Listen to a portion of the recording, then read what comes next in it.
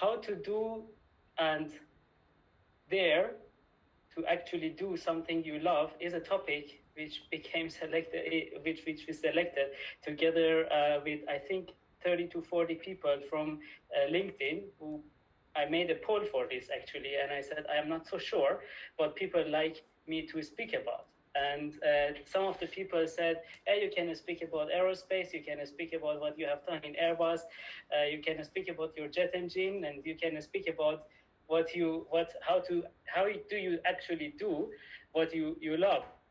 Apparently, some people enjoy doing this, but obviously there are some hurdles, and I want to talk about that.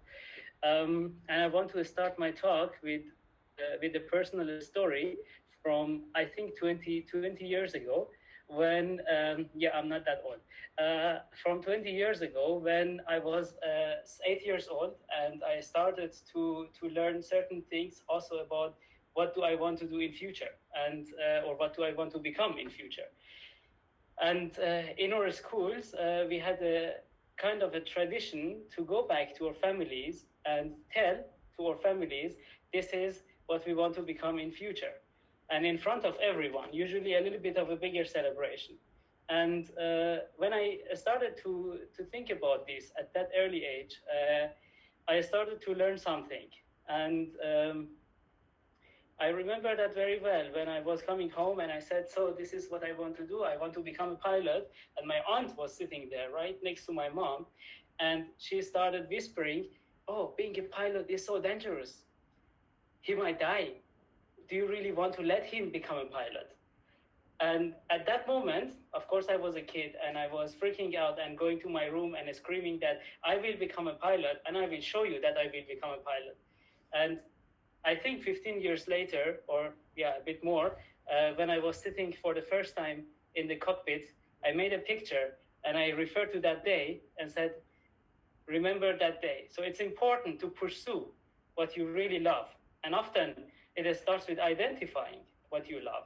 And often we come to know what we really love to do. We know that deep, deep, deep down in ourselves, we know what we love to do. But what's the problem? We don't do that. And why do we like to actually do that? It's because we want to do that because we want to become happy. Happiness is super, super important. And I was looking for a definition for happiness, and I found this one, which I like about it. It says to do stuff without having to do so, because you absolutely love it. It actually encourages you, that courage is what is really making you happy. And for me, I lived a life so far, and I'm super thankful for the parents I had, for the circumstances I went through to become an immigrant very early, and to have that mindset that I want to go to another country and build something without having anybody, any family member, any brother, any sister, to actually do something. So you have to have that courage. And I had to work on it very, very early on. And this is something that motivates me, and I'm happy to share with you another part of this journey, which is a jet engine I made when I was really, really, really young, 15, 16 years old. I hope that you can see my screen. It's a video that I want to share with you, but I just share with you a little part of that.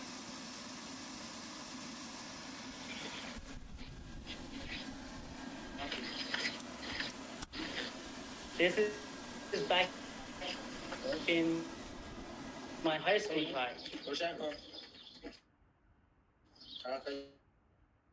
So you are seeing this engine to start up.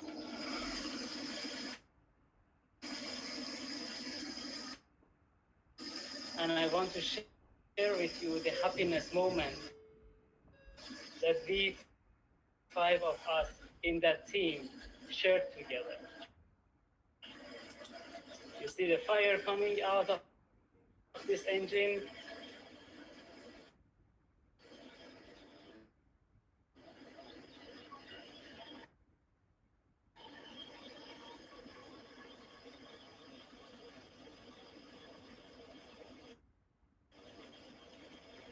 And yes, what you see around that is a safety measurement. So we did not really have so much safety measurement around, but that's experience.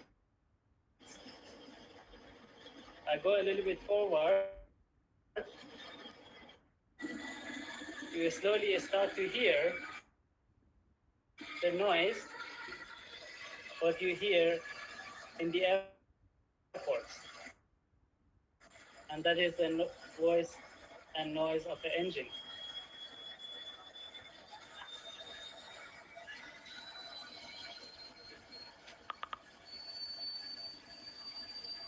And we disconnect that red thing, which is from a heater. And that guy in the back, in the white clothes, is me.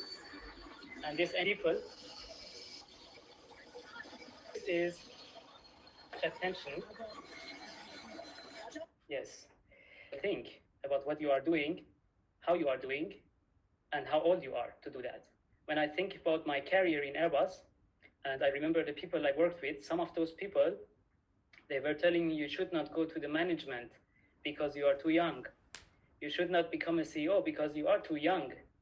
And we know some of these people around us. And I had some of these people around me in the shareholder of the first company I founded. They told me I shouldn't become a CEO because I'm too young. But I did that because I love to. I love to create. I love to inspire people around me in order to do some things they really love. And this is super, super important. But what is it that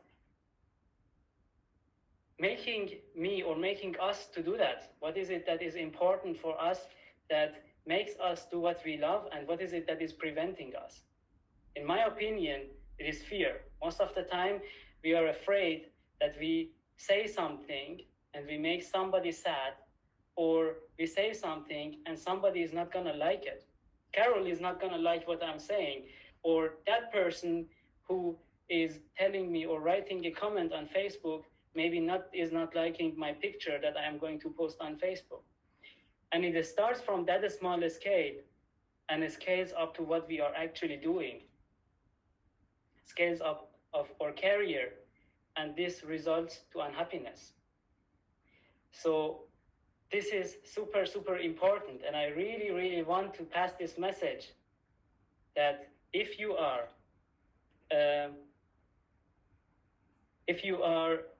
doing something, and if you know what you really love, you should really pursue that, and you should not care about what people think.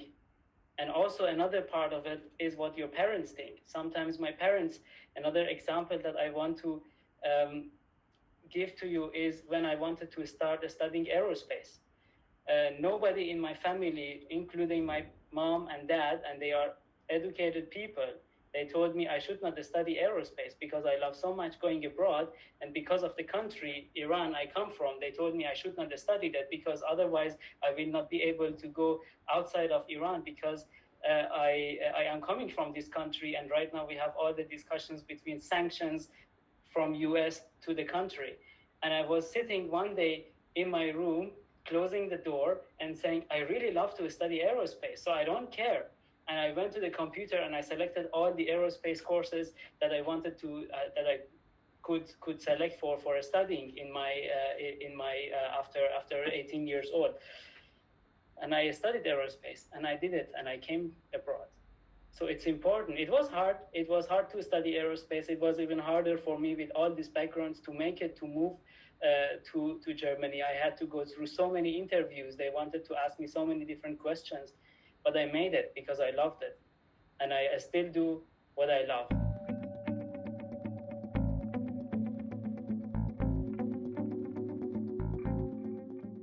It's a very good question. I like it.